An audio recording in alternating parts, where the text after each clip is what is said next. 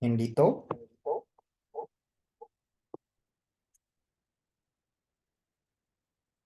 terus Evelyn, Evelyn tadi ada Pak, cuman lagi keluar soalnya wifi-nya tiba-tiba error. Putra, Hadir Pak. Yusuf, Sidik hadir Pak. Yusuf, Ari, Hadir. Shirley, Hadir, Pak.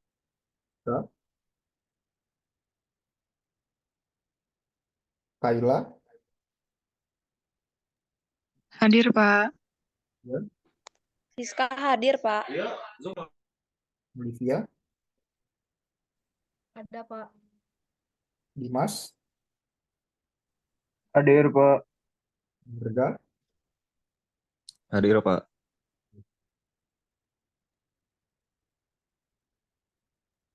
Bapak maaf, ini Putri Gina baru masuk. Chandra juga baru masuk. Sama Siska juga tadi baru masuk. siapa Bapak ya? maaf telat ya, soalnya lagi di jalan.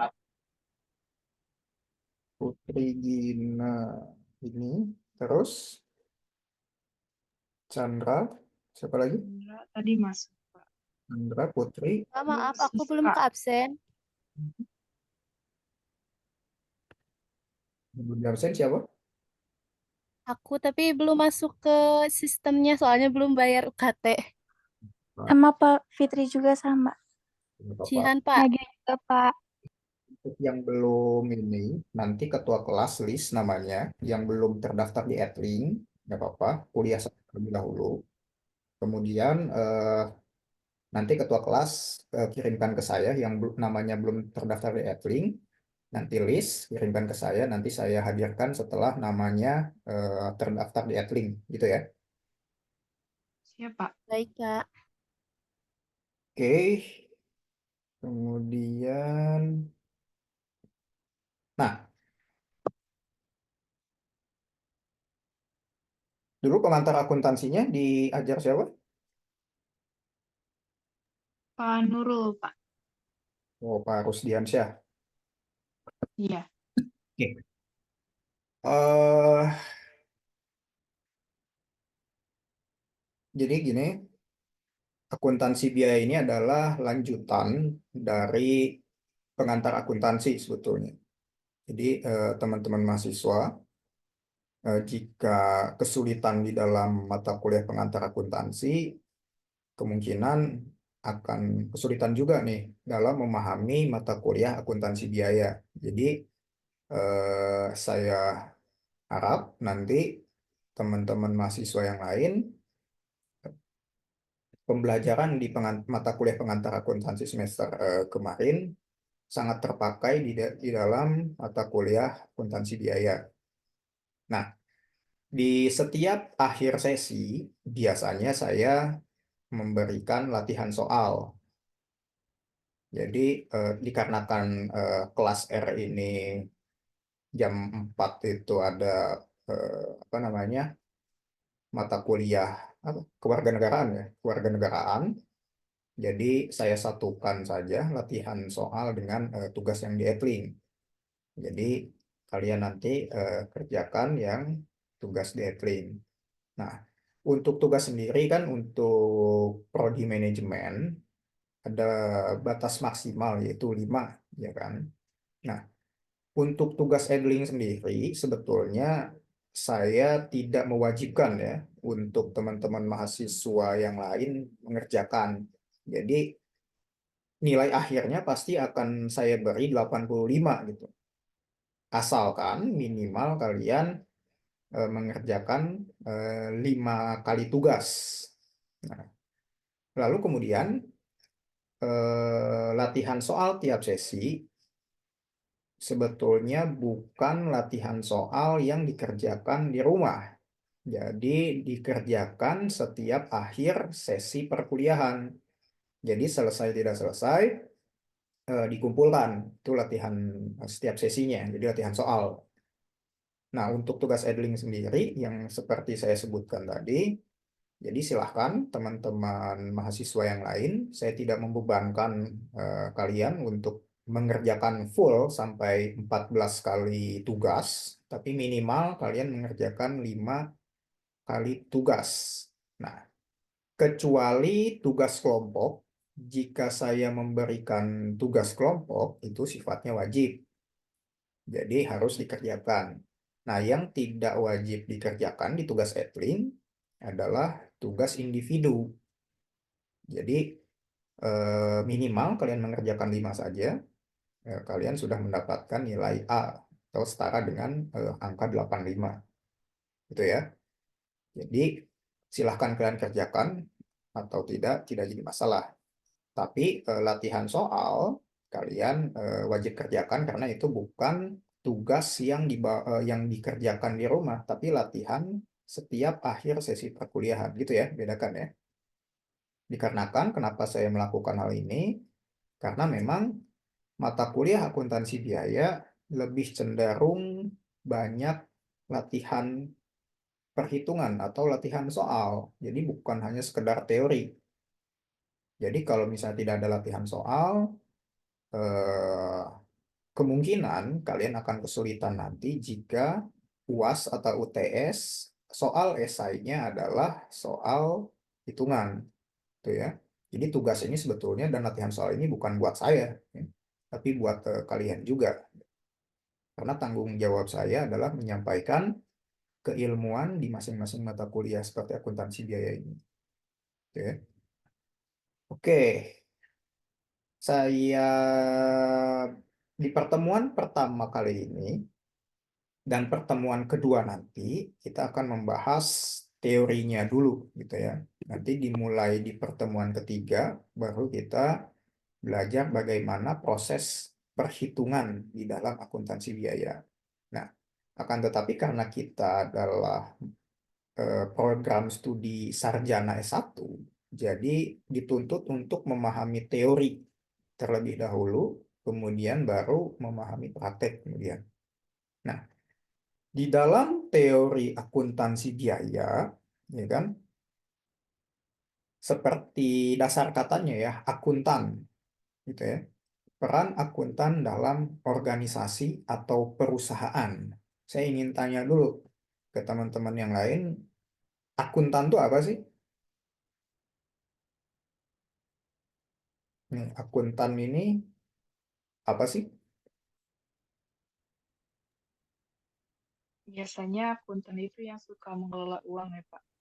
Mengelola uang. Oke.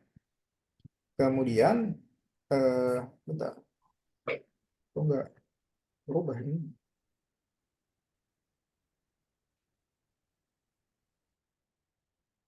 Sebentar.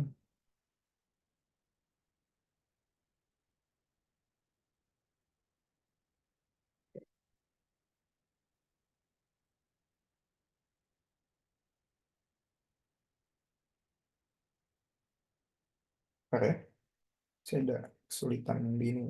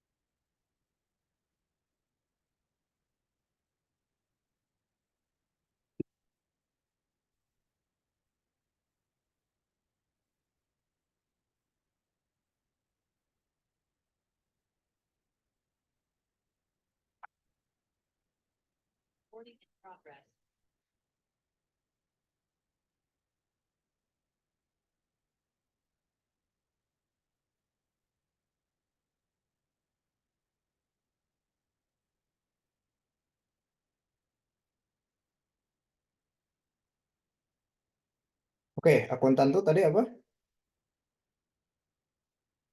Share screen saya sudah terlihat belum ya? Belum ya?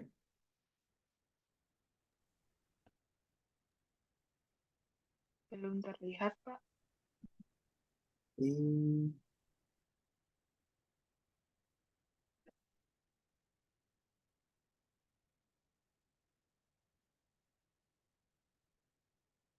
terlihat?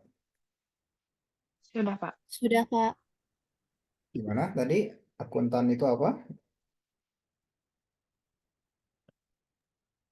Kita harus Akuntan itu orang yang ngitung masuk keluarnya uang perusahaan.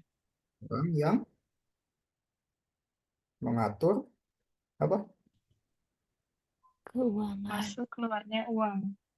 Keluar masuknya uang perusahaan. Ada lagi?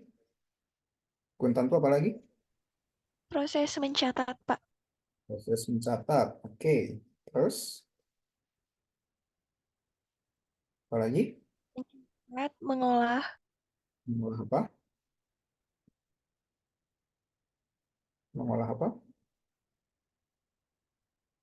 Mengolah Menyusun laporan keuangan perusahaan.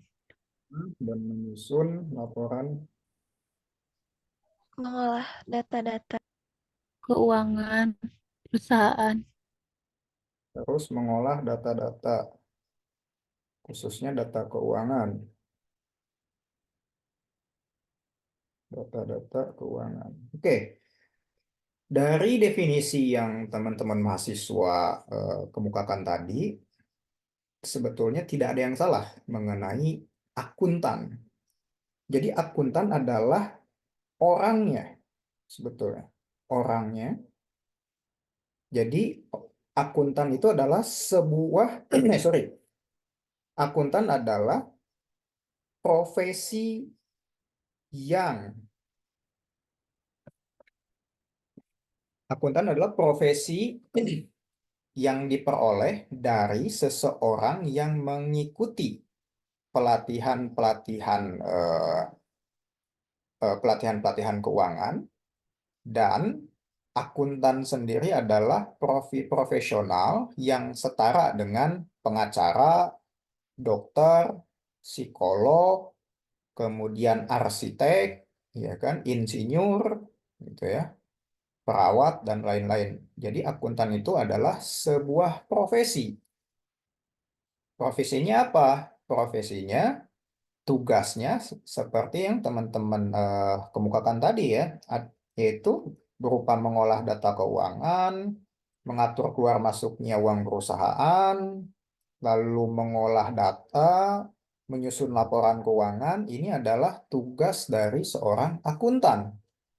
Nah, kalau kita di manajemen, di prodi manajemen, nanti outputnya bisa menjadi seorang akuntan atau tidak? Atau hanya mahasiswa dari prodi akuntansi yang bisa menjadi seorang akuntan? Kira-kira gimana? Bisa nggak kita lulus seorang akuntan, atau hanya mahasiswa prodi akuntansi yang bisa menjadi seorang akuntan? bisa, Pak. Good. Jadi untuk profesi akuntan sendiri tidak terbatas hanya dari prodi akuntansi saja. Berbeda hal dengan pengacara ya, pengacara atau notaris. Diwajibkan S1-nya adalah S1 hukum. Atau profesi dokter, diwajibkan S1-nya adalah S1 kedokteran. Atau psikolog, diwajibkan kalau ingin menjadi seorang psikolog, S1-nya adalah S1 psikologi, gitu ya. Dan arsitek juga sama. Kalau ingin jadi seorang profesi arsitek, S1-nya diwajibkan jurusan arsitektur. Ya. Nah, untuk akuntan sendiri, di sini lebih fleksibel. Bukan hanya mahasiswa lulusan prodi akuntansi yang bisa menjadi seorang akuntan, akan tetapi prodi manajemen pun bisa menjadi seorang akuntan dengan syarat-syarat tertentu nantinya. Misalkan, kan kalau di Indonesia sendiri ada apa namanya, organisasi akuntansi, namanya IAI, atau eh, Ikatan Akuntan Indonesia. Nah, biasanya organisasi profesi inilah yang mengeluarkan sertifikasi seorang akuntan. Kalau dokter ada namanya IDI kan, Ikatan Dokter Indonesia. Biasanya ini yang mengeluarkan sertifikasi profesi dokter. Misal. Nah, IAI ini juga memiliki syarat-syarat kan untuk seseorang ingin menjadi seorang akuntan. Misalnya bekerja di bidang keuangan minimal 5 tahun, misalnya. Atau bekerja di perusahaan audit independen kurang lebih minimal 3 tahun, misalnya. Ini adalah syarat-syarat menjadi seorang akuntan, gitu ya. Jadi mahasiswa prodi manajemen juga bisa menjadi seorang akuntan asalkan memenuhi persyaratan yang dikeluarkan IAI atau Ikatan Akuntan Indonesia. Nah, yang akan kita bahas di bab 1 yaitu tentang peran akuntan dalam organisasi atau perusahaan. Gitu. Kira-kira teman-teman mahasiswa, organisasi atau perusahaan jenis apa sih yang memerlukan seorang akuntan? Ada yang tahu nggak? Semua perusahaan nggak sih, Pak? Good. Berarti semua perusahaan atau organisasi pasti memerlukan jasa seorang akuntan. Kemarin kan kalian baru nyoblos pemilu kan? Partai politik saja, ya kan? Walaupun bukan organisasi profit, tapi kan perlu seorang akuntan di dalam menghitung biaya kampanye misalnya, kemudian eh, perusahaan-perusahaan seperti misalnya bukan perusahaan ya, organisasi seperti rumah sakit gitu ya, perlu juga seorang akuntan. Jadi setiap lini bisnis atau lini usaha atau di sini kita sebut organisasi atau instansi, entah itu yang profit oriented ataupun bentuknya yayasan, pasti memerlukan jasa seorang akuntan. Jadi sangat luas ya prospek karir atau opportunity peluang karir untuk bekerja sebagai akuntan. Gitu ya. Makanya biasanya prodi-prodi seperti manajemen, akuntansi itu paling banyak mahasiswanya karena kesempatan peluang kerjanya pun sangat luas gitu ya dibanding dengan jurusan-jurusan atau profesi lain. Gitu ya.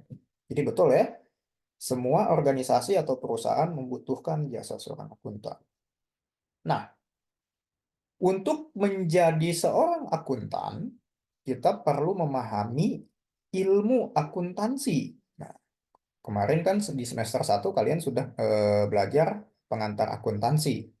Nah, sekarang kita membahas akuntansi biaya. Akan tetapi kita di dalam ilmu akuntansi itu kan ada macam-macam eh, turunannya ya ilmunya. Ada akuntansi manajemen, kemudian ada akuntansi keuangan. Nah, kita bahas satu-satu. Akuntansi manajemen apa sih ini? Kalau akuntansi manajemen mengukur, menganalisis, melaporkan informasi keuangan dan non-keuangan yang membantu manajer membuat keputusan guna mencapai tujuan organisasi. Kemudian bedanya dengan akuntansi keuangan apa? Akuntansi keuangan berfungsi untuk mengukur, mencatat transaksi-transaksi bisnis, serta menyajikan laporan keuangan yang disusun berdasarkan pada prinsip-prinsip akuntansi yang berlaku umum. Jadi, secara definisi, apa sih bedanya akuntansi manajemen dengan akuntansi keuangan?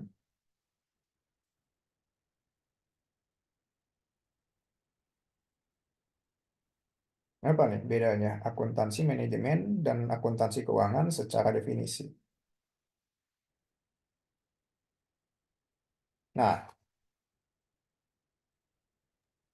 kalau akuntansi keuangan melaporkan laporan non-keuangan.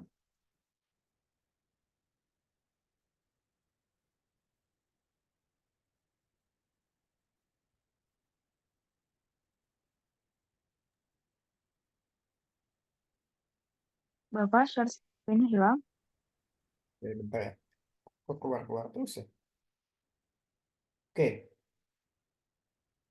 jadi bedanya akuntansi manajemen dan akuntansi keuangan adalah jika akuntansi manajemen melaporkan hasil informasi berupa laporan keuangan maupun non-keuangan. Nah, kalau akuntansi keuangan khusus melaporkan hasil yang apa namanya berhubungan dengan uang. Ya. Contohnya apa sih laporan keuangan, laporan non keuangan tuh contohnya apa sih? Ada yang tahu nggak? Kan ada laporan keuangan, pasti ada laporan non keuangan, ya kan tentunya. Apa nih bedanya laporan keuangan dan non keuangan?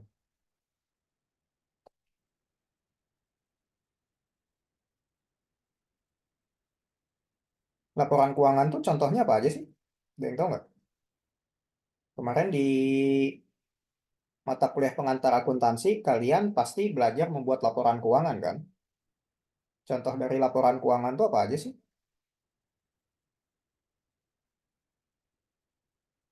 Ayo nih, pengantar akuntansi ini bagus-bagus gak? Contoh dari Contoh laporan keuangan, bukan Pak? laporan keuangan, contohnya apa aja? Laporan arus kas, laporan neraca, laporan laba rugi. Arus kas, neraca, laba rugi, dan kemudian Perubahan modal. modal, bagus banget. Modal, posisi keuangan, dan lain-lain ya. Itu adalah laporan keuangan. Kalau non keuangan contohnya apa? Enggak nggak? Reputasi auditor, reputasi Informasi penjamin fungsi, apa? Informasi saldo, saldo bank, mutasi rekening. Hmm. Benar. Kalau non keuangan apa contohnya? Yang ini kan laporan keuangan kan. Informasi saldo, rekening, dan lain itu termasuk informasi keuangan. Kalau non keuangan contohnya apa? Kalau dalam suatu perusahaan nih, apa? umur perusahaan, Apa? umur perusahaan, Pak. Perusahaan. Oke, jadi gini. Di dalam suatu perusahaan pasti kan ada yang namanya SDM kan, sumber daya manusia, ya kan? Nah, kemudian kok nggak ini lagi ya? Apa nih? Ininya agak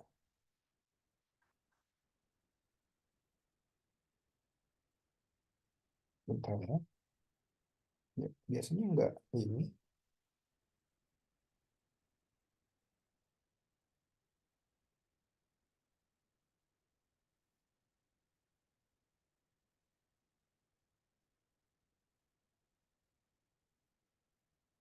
Nah,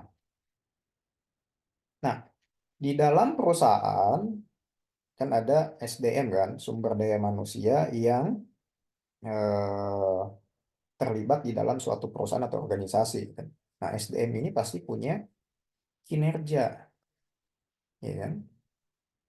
Kan SDM itu terkait laporan kinerja, kemudian laporan gaji kan. SDM itu karyawan. Dan suatu perusahaan kan ada karyawan kan. Terkait laporan keuangannya kan, maksudnya kan gaji kan. Ini kan informasi untuk membentuk suatu laporan keuangan kan.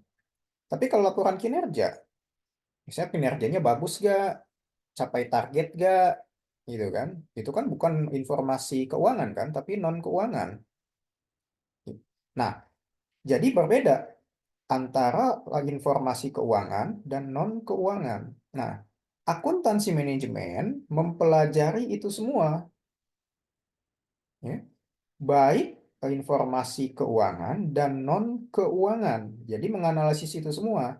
Nah, yang membedakan akuntansi keuangan khusus transaksi-transaksi atau informasi-informasi yang bisa diukur dengan uang.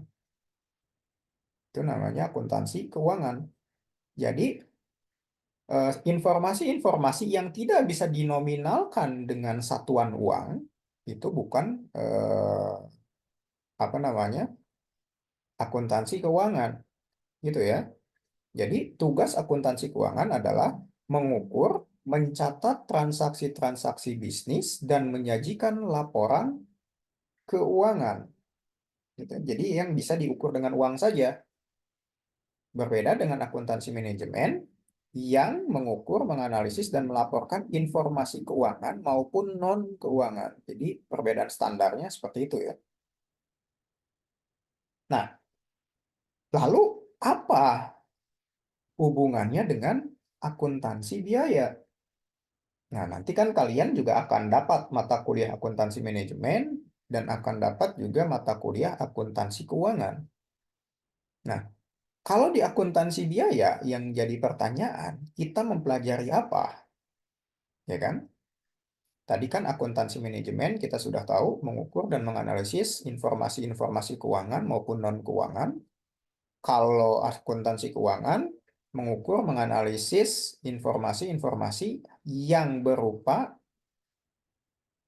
informasi keuangan yang hanya bisa dinominalkan dalam satuan uang. Nah, kalau akuntansi biaya apa? Nah, di sini kita bahas.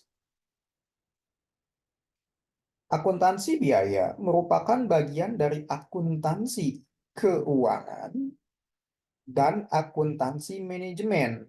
Jadi ada informasi-informasi yang dianalisis baik dari akuntansi manajemen maupun akuntansi biaya.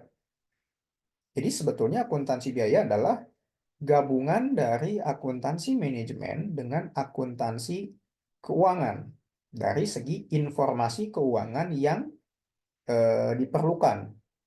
Nah, di sini karena akuntansi biaya bertujuan untuk memenuhi kebutuhan informasi bagi pihak luar dan pihak dalam perusahaan, bukan berdiri sendiri di antara akuntansi keuangan dan akuntansi manajemen. Nah, jadi ini ya. Nah, ini kan ada lingkaran 1, ini lingkaran 2. Ya kan? Lingkaran 1 di sini hanya membahas akuntansi manajemen saja. Lingkaran 2 di sini hanya membahas akuntansi keuangan saja. Nah, akuntansi biaya ada di tengah-tengahnya, beririsan di tengah-tengah. Jadi, ada informasi dari akuntansi keuangan yang dipelajari di akuntansi biaya, dan ada informasi-informasi di akuntansi manajemen yang dipelajari di akuntansi biaya. Tujuannya untuk apa?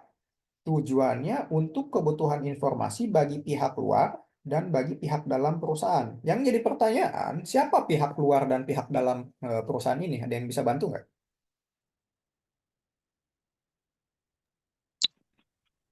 Kalau pihak dalam biasanya kayak HRD yang gitu-gitu ya, Kak. HRD, terus apa lagi? Manajer. Investor. Nah, good. Kalau investor, termasuknya adalah pihak luar. Luar. Investor di sini. Kita di dalam dulu nih. Pihak dalam contohnya HRD, manajer, siapa lagi? Staf, Pak. Staffnya, good. Terus CEO-nya, kemudian board of komisarisnya, board of director-nya, gitu ya. Nah, kalau untuk pihak luar, selain investor, contohnya apa?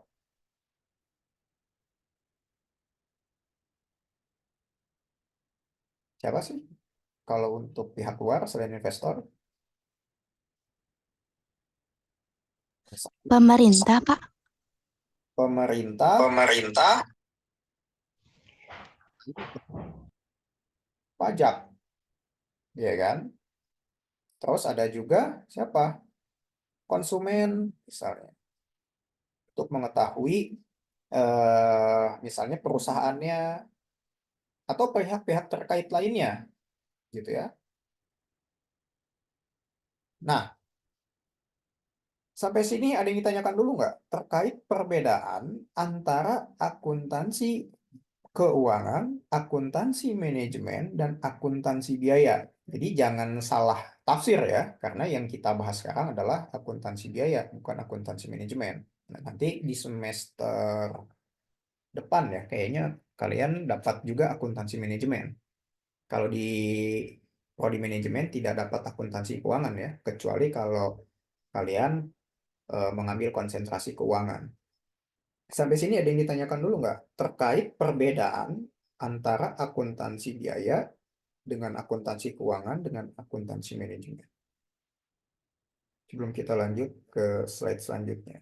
Nah, di sini kita bahas ya. Nah, beberapa perbedaan utama antara akuntansi manajemen dan keuangan. Nah, dibedakan berdasarkan yang pertama tujuannya, pemakainya atau usernya, kemudian fokus dan penekanannya, kemudian aturan pengukuran dan pelaporannya, kemudian rentang waktu dan jenis pelaporannya. Nah, kita bahas satu persatu di sini. Tujuan dari akuntansi manajemen adalah untuk mengambil Saat ini pukul 15.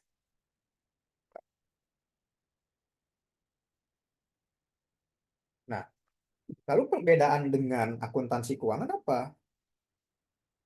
Kalau berdasarkan tujuan, akuntansi keuangan hanya bertujuan untuk mengkomunikasikan posisi keuangan.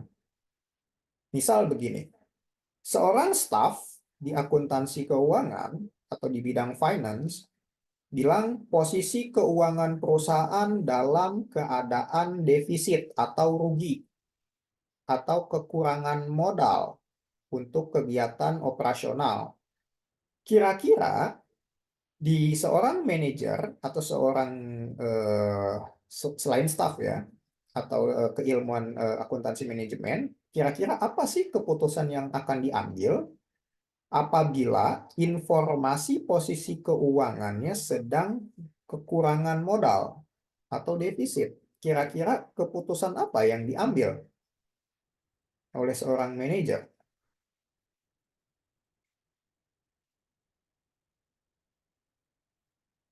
Apa nih? Misalnya mau bayar gaji karyawan, tapi nggak punya uang perusahaan. Kira-kira apa yang diambil keputusannya?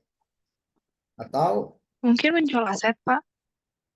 bisa menjual aset, apalagi? Saya keputusannya menjual aset, jual sajalah mobil operasional perusahaan untuk membayar gaji. Atau meminjam kredit ke bank, bisa juga kan?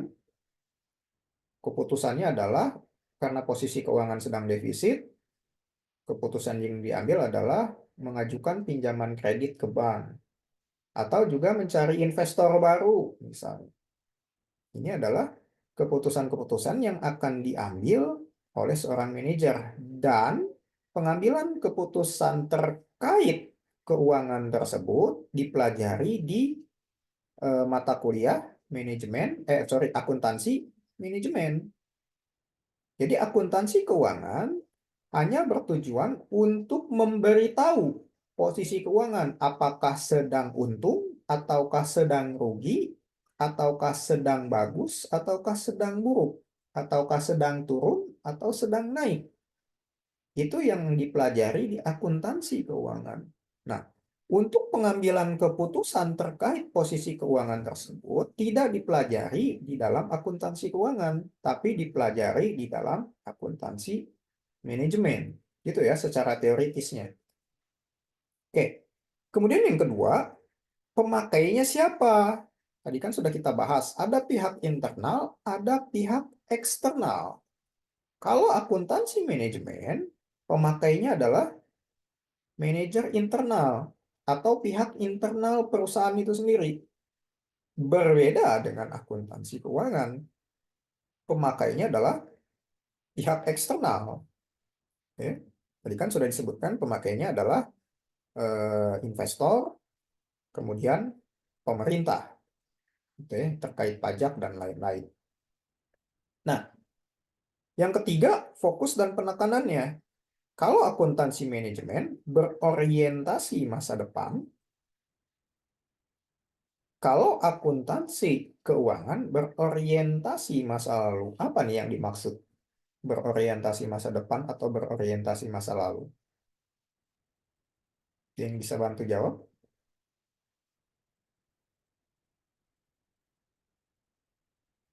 Kan kalau akuntansi keuangan kan kita tahu perusahaan sedang posisi keuangannya rugi atau misalnya untung kan berdasarkan data-data historis, ya kan, yang sudah terjadi, ya kan. Kita tahu rugi karena memang sudah mengalami kerugian. Kita tahu untung karena sudah mengalami keuntungan, ya kan. Berarti berdasarkan data historis yang sudah dialami. Makanya orientasinya masa lalu. Nah, kalau akuntansi manajemen berorientasinya masa depan. Kenapa? Nah, kalau misalnya kita posisi sekarang sedang rugi, keputusan apa yang akan diambil di masa yang akan datang supaya kita tidak rugi lagi? Gitu kan? Nah, maka dari itu fokus dan penekanannya berbeda antara akuntansi manajemen dan akuntansi keuangan. Itu di perbedaan yang ketiga. Kemudian perbedaan yang keempat, aturan pengukuran dan pelaporannya. Kalau akuntansi manajemen berdasarkan biaya dan manfaat, kalau akuntansi keuangan berdasarkan GAAP. Apa sih GAAP ini? General Accounting Accepted Principle.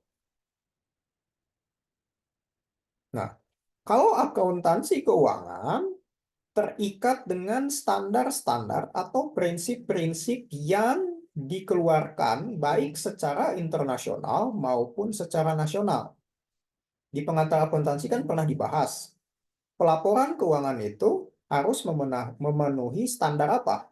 Kalau di Indonesia, ada aturannya nggak kalau pencatatan akuntansi di Indonesia? Untuk pelaporannya. Harus mengikuti Ada, Pak. namanya. Kalau di Indonesia apa? Lupa ya. Namanya adalah PSAK. Apa nih PSAK? Di pengantar akuntansi kan sudah kita bahas kan? Pernyataan standar akuntansi. Jadi laporan keuangan itu ada standar penulisannya. Penulisannya misalnya, ini kan neraca. Sebelah kiri apa? Aktiva. Sebelah kanan apa? Pasiva. Kemudian di sini modal. Ini kan yang menyusun aturan seperti ini kan PSAK. Ya kan? Kemudian secara internasional ada dua mazhab atau aliran. Yang pertama IFRS dan FSAB. PSAK ini sendiri yang di Indonesia mengacu pada yang mana? IFRS, International Financing Reporting Standard. Gitu ya. Jadi kalau laporan keuangan ada standar-standar tertentu, cara pencatatan tertentu yang harus dipenuhi. Nah, kalau akuntansi manajemen hanya menghitung berapa biayanya dan apa manfaatnya. Berapa biayanya dan apa manfaatnya. Jadi berapa sih bisa untuk biaya promosi yang dikeluarkan adalah 1 juta misalnya.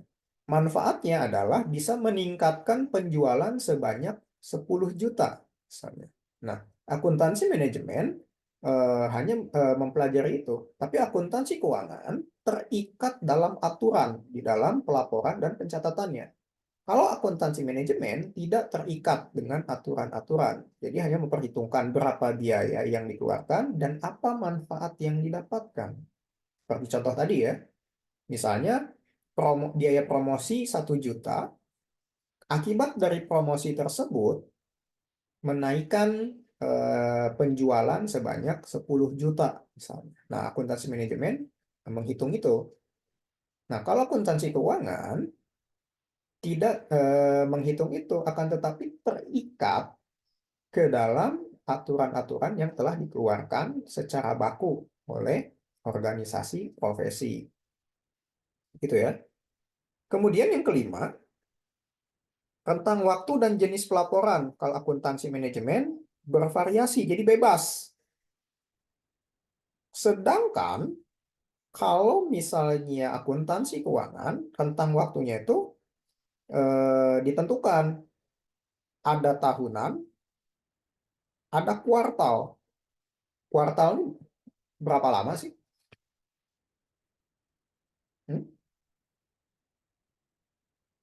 Ayo, suara saya masih jelas ya?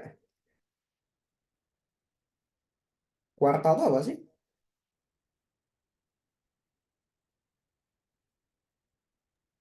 Jelas, Pak.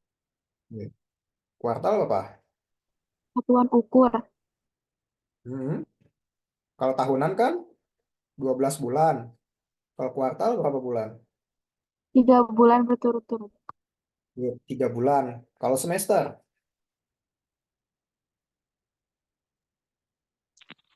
1 semester tuh 6 bulan. itu kan Pak, 6 bulan.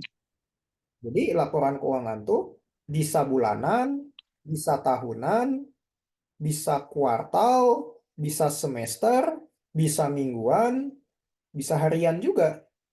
Ya kan? Nah, kalau akuntansi keuangan terikat dengan aturan-aturan tersebut. Nah, kalau akuntansi manajemen bebas, mau itu 20 hari, 30 hari, 15 hari gitu ya. Bebas gitu ya, tidak terikat oleh aturan-aturan yang dikeluarkan oleh PSAK maupun IFRS gitu ya. Sampai sini ada yang ditanyakan dulu nggak? Sebelum kita masuk ke keputusan strategik dan akuntan manajemen. Yang ditanyakan dulu nggak? Oke, jika tidak ada, kita lanjut. Strategi adalah menjelaskan bagaimana perusahaan menyelaraskan kapabilitasnya dengan peluang di pasar untuk mencapai tujuan. Itu namanya strategi. Jadi perusahaan menyelaraskan kapabilitasnya. Kapabilitas itu apa sih?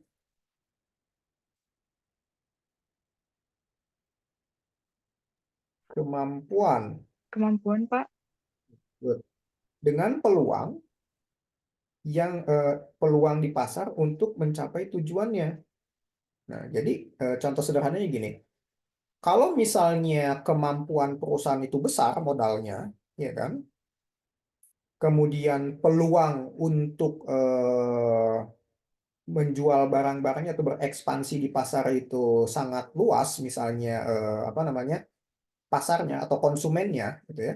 Pasti dong, kalau kemampuan modalnya tinggi, pasti promosinya juga jor-joran, ya kan? Misal contoh, pakai influencer untuk iklannya, terus memberikan bonus, memberikan diskon, ya kan? Kalau kemampuannya tinggi, supaya peluang menguasai pasarnya itu semakin tinggi juga. Berbeda hal dengan perusahaan yang kapabilitasnya atau kemampuannya rendah. Boro-boro untuk promosi ya, untuk meng-hire influencer atau artis gitu ya, untuk jualan gitu ya. Untuk bisa beroperasional aja sulit gitu ya. Maka dari itu strategi menjelaskan bagaimana kemampuan atau kapabilitas suatu perusahaan dengan peluang di pasar untuk mencapai tujuannya gitu ya. Kalau modalnya gede pasti tujuannya juga tinggi ya kan. Kalau modalnya kecil, pasti tujuannya biasa-biasa aja lah, karena memang nggak ada modal, gitu ya. Nah, kemudian untuk mencapai tujuan strategis tersebut, pasti dong perlu biaya kan. Maka dari itu perlu yang namanya manajemen biaya strategis, ya kan? Tujuannya, fungsinya apa? Untuk mengoptimalkan kemampuan yang dimiliki, ya kan? Sehingga selaras dengan tujuannya. Nah, di sini memfokuskan secara khusus pada dimensi biaya dalam keseluruhan strategi perusahaan. Gitu ya. Seperti kalian misalnya memilih Nusa Putra dikarenakan biayanya terjangkau. Ya kan? Per semester apa kalian per semester? 2.600.000 ya. 2.600.000 itu kan sesuai dengan kapabilitas kalian. Tujuannya apa? Untuk menyandang gelar sarjana manajemen nantinya. Tapi misalnya kalau kalian di kampus lain yang biaya per semesternya adalah 12 juta gitu misalnya per semester, itu kan misalnya di luar kapabilitas kalian atau kemampuan kalian. Nah, maka dari itu eh, kapabilitas tapi kan peluangnya tetap sama. Mau kalian kuliah di tempat yang mahal ataupun kuliah di tempat yang murah, peluang untuk mendapatkan gelar sarjana manajemennya kan tetap sama, ya kan? Akan tapi kapabilitas yang dimiliki beda, gitu ya. Kita mampunya di yang murah untuk mencapai gelar sarjananya, tapi ada juga yang memang punya kapabilitas yang tinggi sehingga bisa di tempat yang mahal untuk mencapai gelar sarjananya, gitu ya. Jadi itu yang dimaksud dengan manajemen biaya strategis. Jadi memilih alternatif lain sesuai dengan kapabilitasnya. Jadi alternatifnya yang mampunya ya Nusa Putra dibanding dengan kampus lain misalnya. Tapi kan tujuannya yang penting tetap bisa terrealisasi, ya, walaupun caranya yang beda. Nah, sampai di sini ada yang tanyakan nggak? Yang ini kita lewat saja.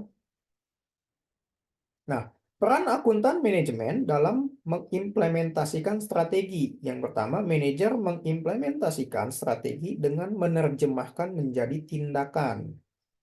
Jadi strateginya apa sih? Misalnya strateginya ingin menyandang gelar sarjana manajemen SM. Tindakannya apa? Tindakannya adalah kalian berkuliah di NTU, Nusa Putra University. Ini kan tindakannya. Ya kan? Jadi mengimplementasikan strategi dengan menerjemahkannya menjadi tindakan. Ya kan? Menciptakan nilai adalah bagian penting dari strategi, perencanaan, dan implementasi. Kemudian nilai adalah manfaat yang diperoleh pelanggan dari produk atau layanan perusahaan. Apa sih yang dimaksud nilai ini atau value? Ya kan?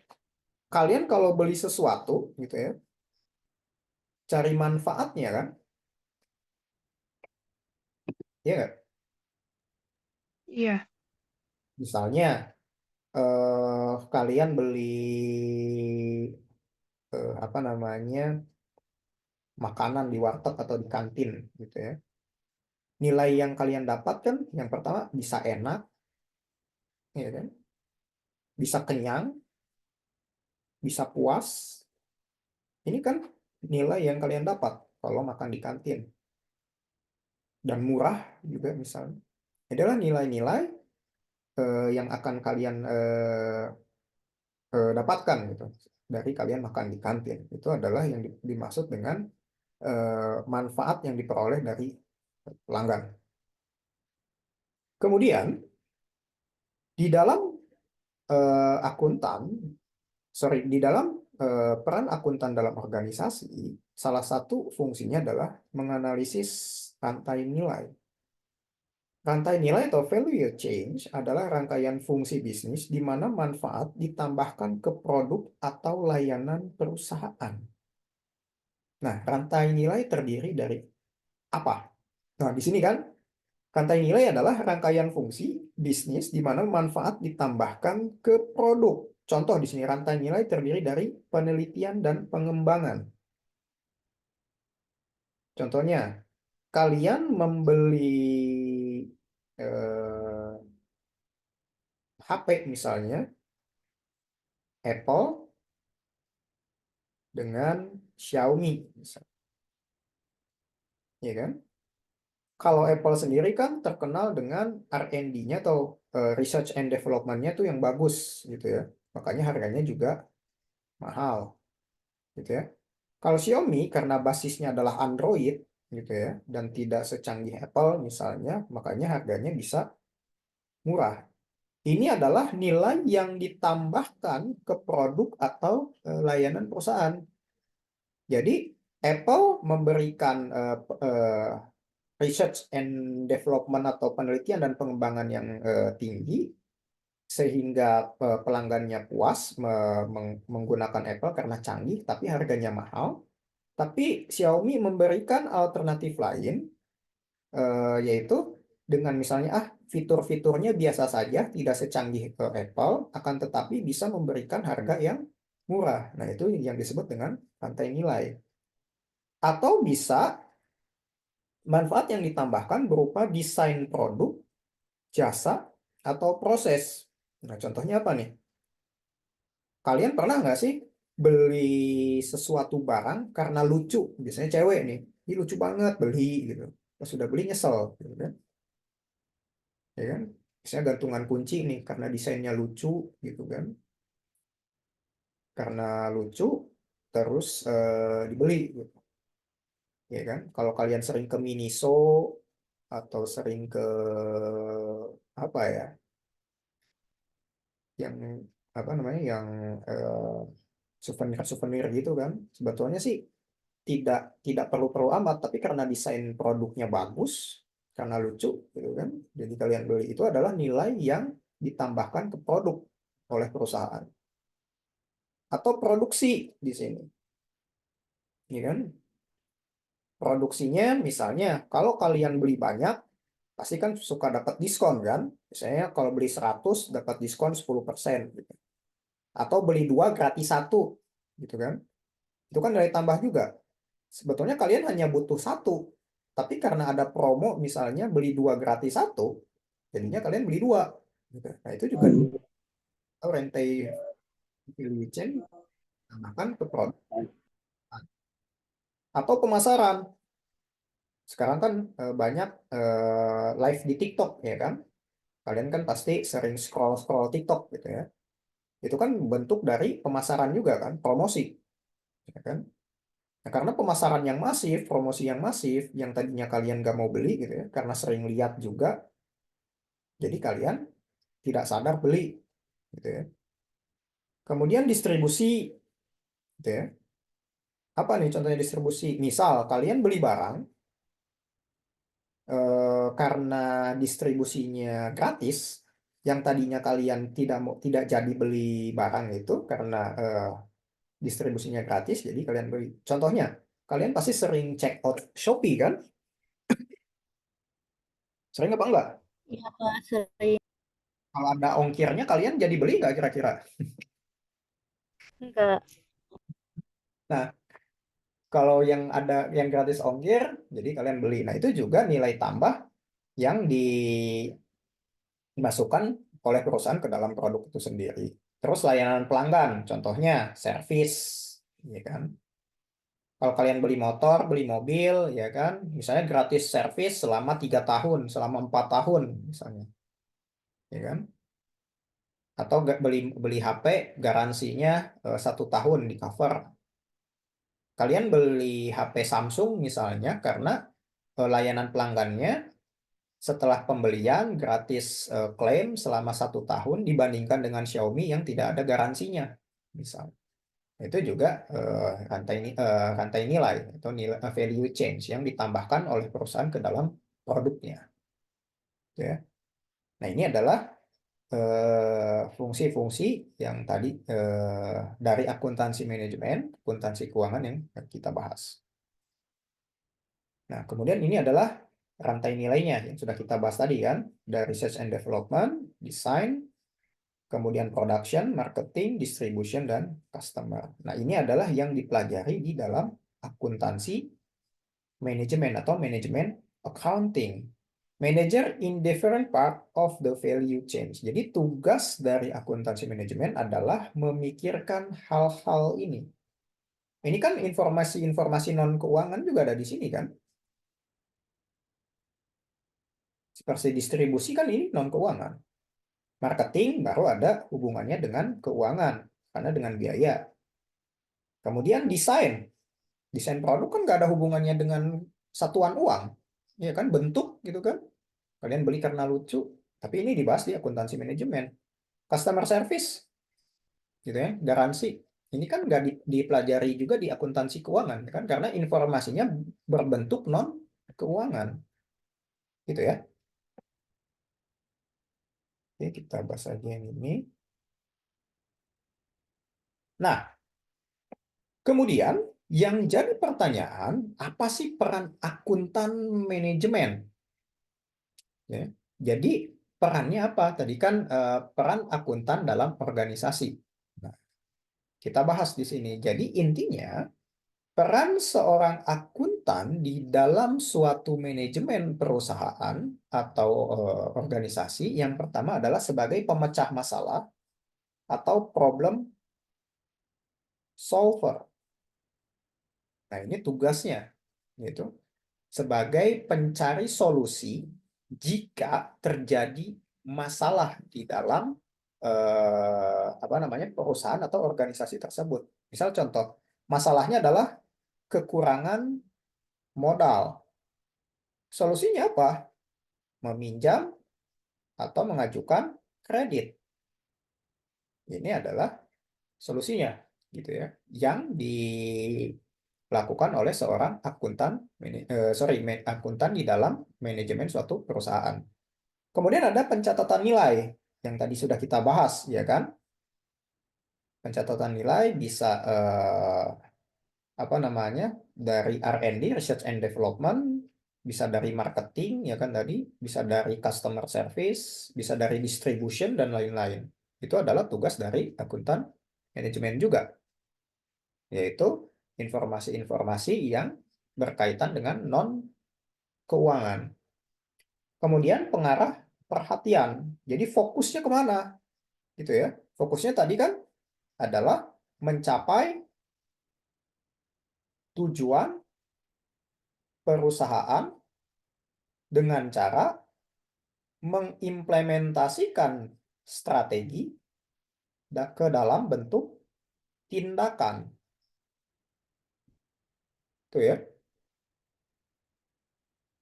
Nah, sampai di sini ada yang ditanyakan dulu nggak terkait peran akuntan dalam manajemen perusahaan? Sebelum kita lanjut.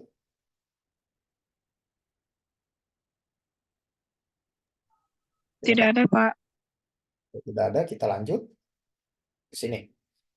Panduan penting akuntan manajemen. Nah, di sini ada pendekatan biaya manfaat. Nah, tadi kan kita bahas perbedaan antara akuntansi manajemen dan keuangan. Kalau akuntansi keuangan berorientasi pada cost and benefit approach. Kalau kalian lupa, kita ulang di sini. Nah, ini kan. Kita hapus dulu.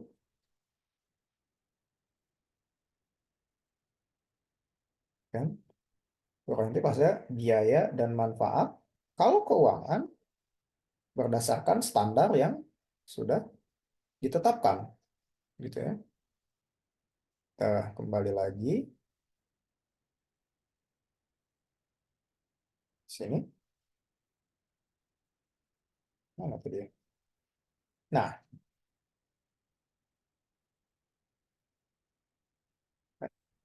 bisa digunakan, manfaat pada umumnya harus melebihi biaya sebagai aturan keputusan dasar. Contoh seperti ini. Apa sih manfaatnya kita mengeluarkan biaya promosi? Ya kan? Ini kan biaya promosi yang harus kita keluarkan kan? Kira-kira kalau kita mengeluarkan biaya promosi, manfaat yang didapatkan oleh perusahaan itu apa sih? Kalau memakai promosi, misalnya memakai influencer. Kalau di Instagram atau di TikTok tuh pakai influencer misalnya. Kayak Baim Wong gitu. Kalau produk kita dijual sama Baim Wong, kira-kira akan laku atau enggak sih? Laku. Nanti Laku, Pak. datang penjualan, ya kan? Karena dipromosikan oleh seorang influencer. Contohnya Baim Wong, pasti dong biayanya mahal. Ya kan? Kalau misalnya biaya promosi yang dikeluarkan adalah 1 M misalnya ya, 1 miliar, akan tetapi peningkatannya itu tidak sampai 1 miliar, misalnya hanya keuntungan dari penjualan tersebut hanya 900 juta. Ini kan malah rugi gitu ya. Besar di biaya promosi, akan tetapi manfaat walaupun meningkatkan penjualan, tapi keuntungannya hanya 900 juta, tidak mengcover biaya promosi yang dikeluarkan. Gitu ya, itu yang dimaksud dengan cost benefit approach gitu. Seberapa besar biaya yang kita keluarkan dan seberapa besar manfaat yang kita peroleh. Gitu ya. Nah, kemudian pertimbangan perilaku dan teknis kemanusiaan dilibatkan dalam keputusan, tidak hanya uang. Nah, maksudnya apa nih? Jadi, kalau perusahaan itu jangan hanya profit oriented, ya kan? Hanya memikirkan untung saja dan mengesampingkan apa? Kemanusiaannya. Contoh, di Sukabumi kan banyak pabrik-pabrik sepatu, pabrik tekstil, ya kan? Di saat kemarin pandemi COVID-19, ya kan? Pasti dong pabrik-pabrik atau perusahaan-perusahaan yang ada di Sukabumi itu mayoritas misalnya memecat karyawannya atau mem-PHK karyawannya, ya kan? Kebayang nggak? Di saat pandemi COVID, ya memang perusahaan juga pendapatannya juga menurun atau bahkan rugi gitu ya. Dan solusinya adalah mem-PHK karyawannya. Akan tetapi demi kemanusiaan ada kan perusahaan yang tidak memecat karyawannya atau mem-PHK karyawannya dikarenakan alasan kemanusiaan. Kalau dipecat atau di-PHK, mereka akan kesulitan di dalam memenuhi kebutuhan keluarganya, apalagi yang menjadi tulang punggung keluarga. Gak apa-apalah perusahaan menanggung kerugian akibat dari tidak mem-PHK karyawan tersebut. Yang terpenting karyawan tersebut bisa memenuhi kehidupan keluarganya. Nah, itu yang dimaksud dengan mempertimbangkan perilaku dan teknis kemanusiaan dilibat dalam keputusan. Jadi, tidak hanya uang gitu ya. Memang perusahaan rugi, tapi perusahaan alangkah baiknya humanity itu atau rasa kemanusiaan itu lebih tinggi daripada keuntungan semata. Itu ya. Sampai sini ada yang ditanyakan dulu nggak teman-teman sebelum kita lanjut?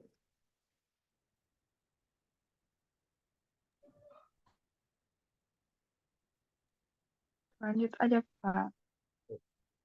Di sini kita lihat struktur organisasi dan akuntan manajemen.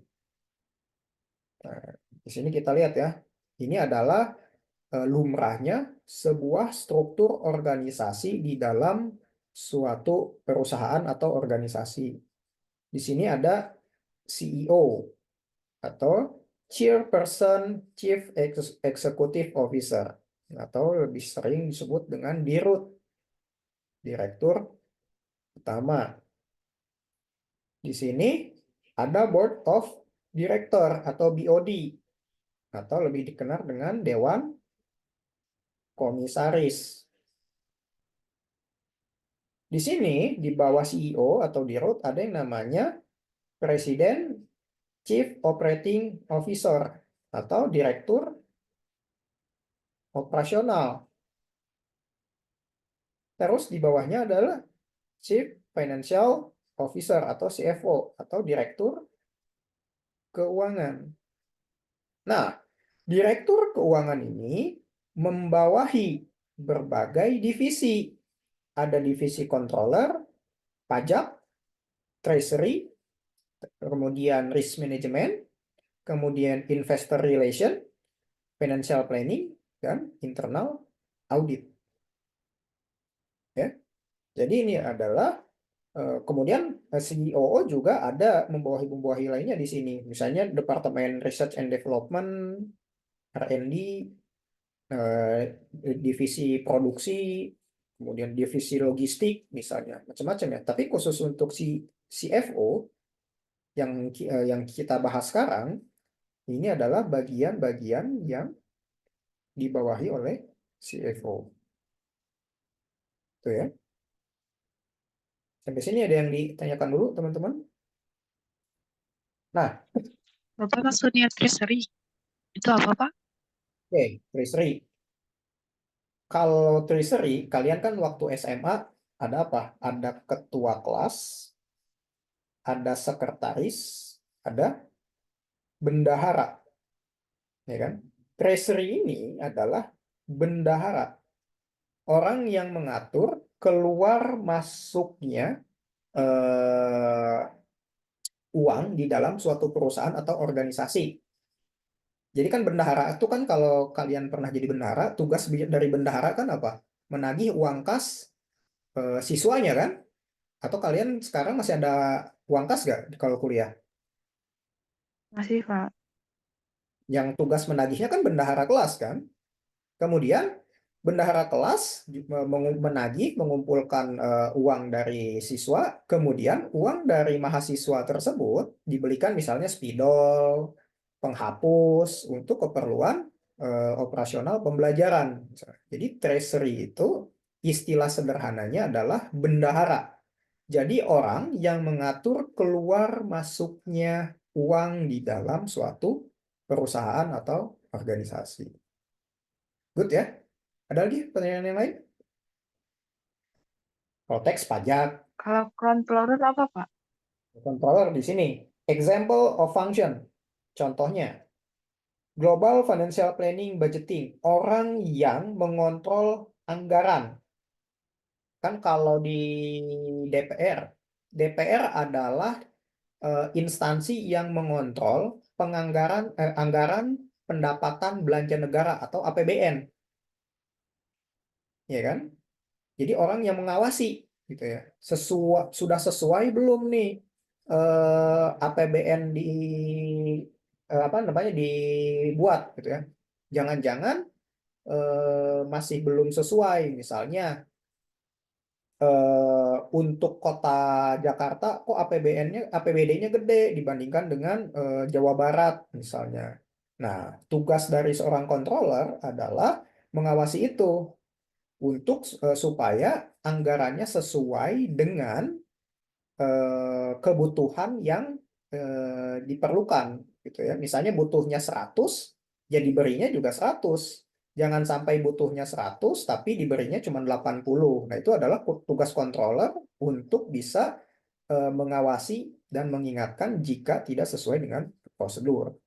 Kemudian di operation administration juga ada terus probability reporting, inventory, royalty, general ledger, account payable, receivable, subsidiary, and license. Jadi controller itu istilahnya adalah supervisi atau supervisor yang ditugaskan untuk apa namanya?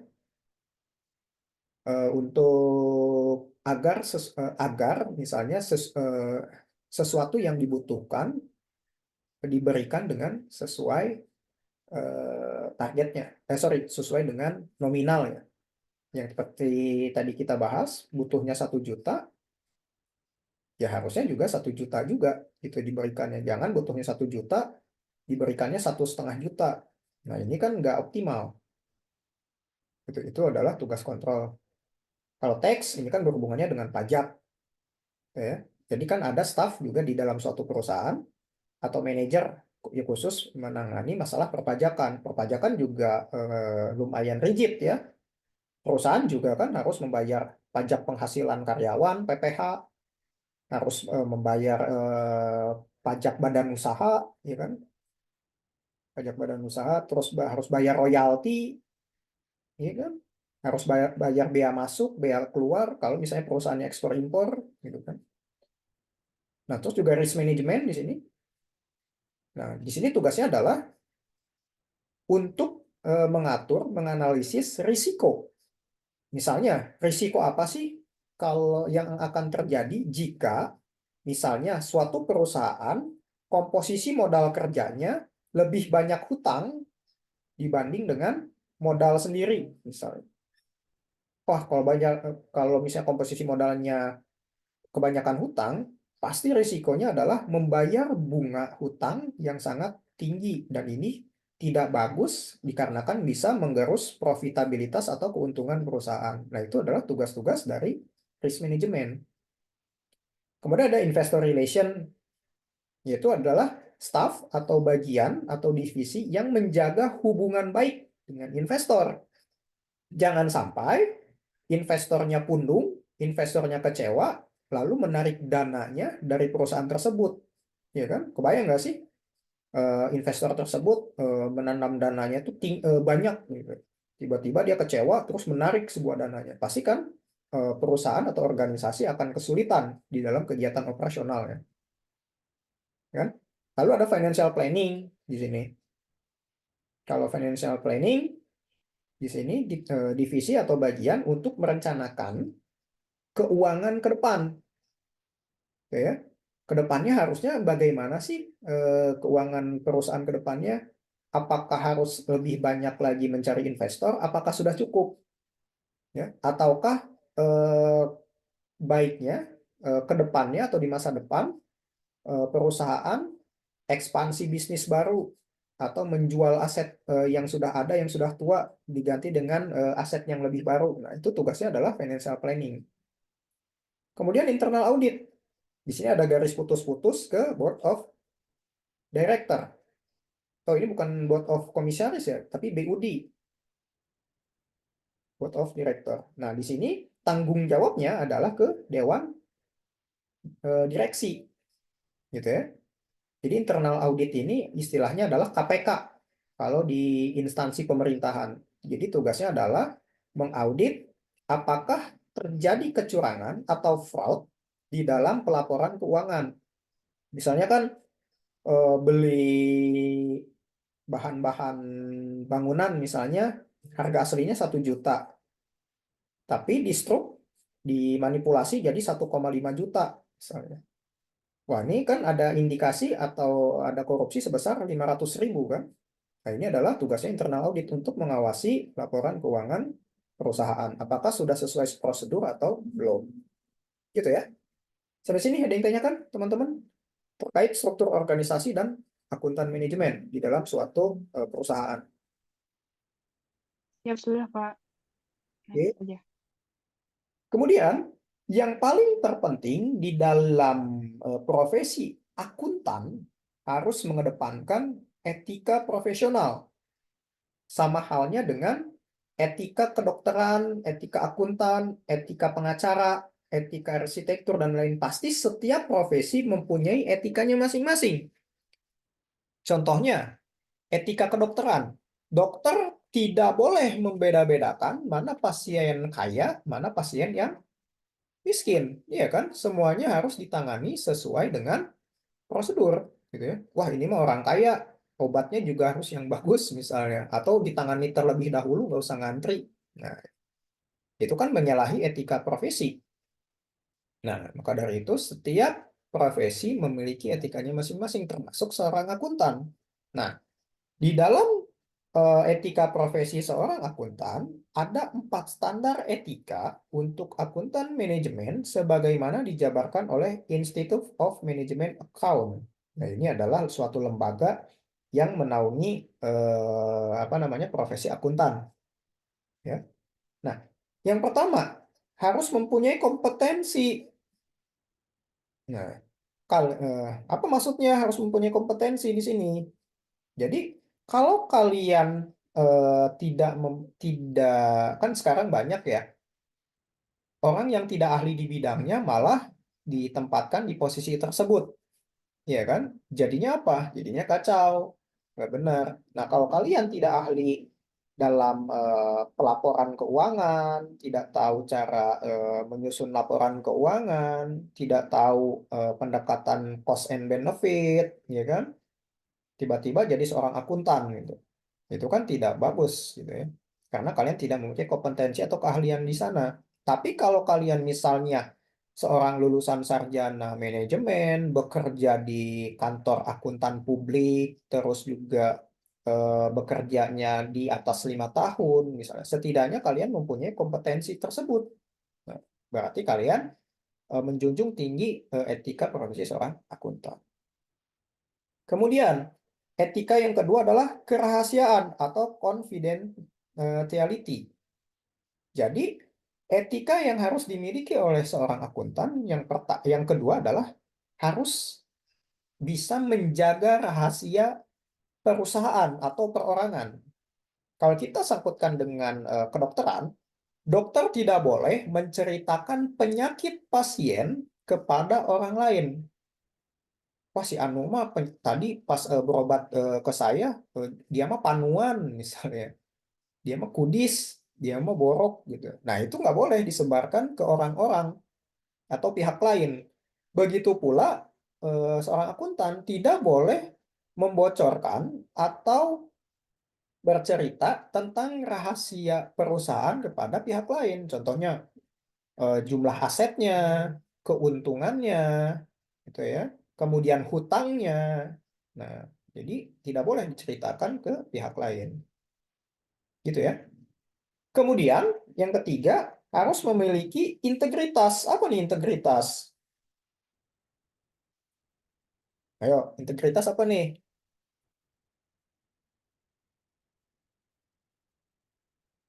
Halo, suaranya masih jelas?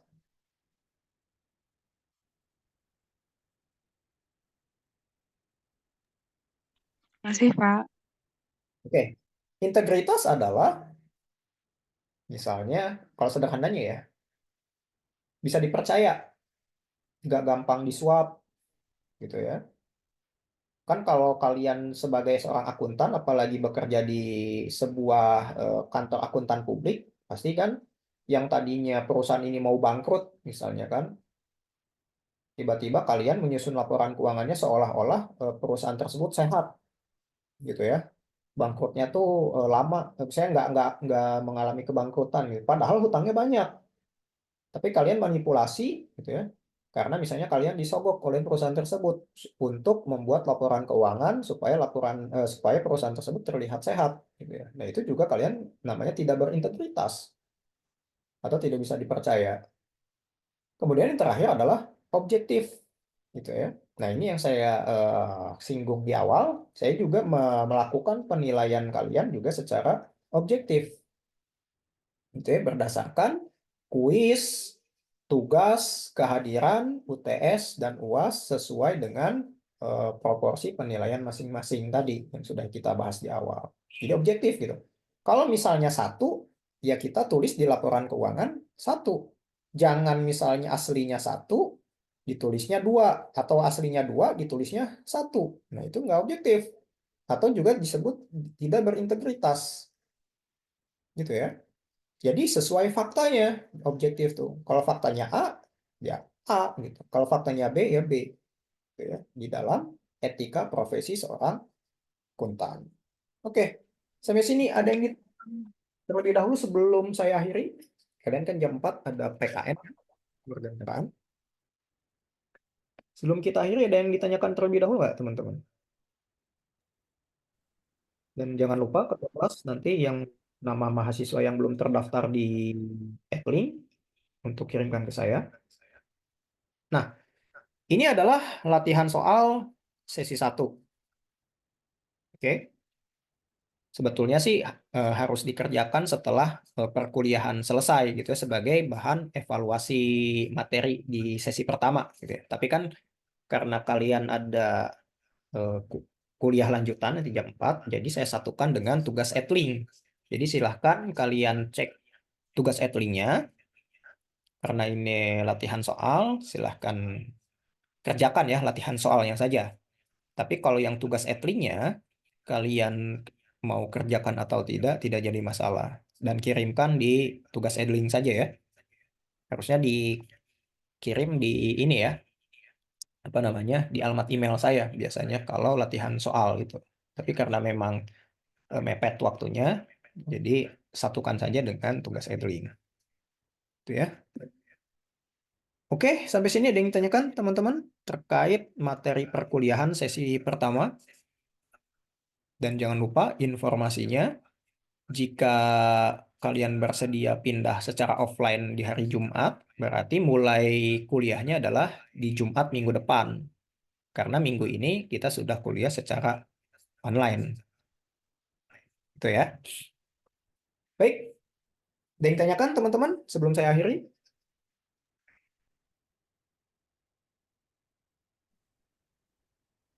Sepertinya tidak ada, Pak. Oke. Jika tidak ada, mohon maaf tadi saya telat 15 menit. Oke. Karena memang tidak kuliahan kali ini saya akan sampai lagi ke depan. Pak, maaf tadi absensi telat Pak masuknya. Endito. Ada.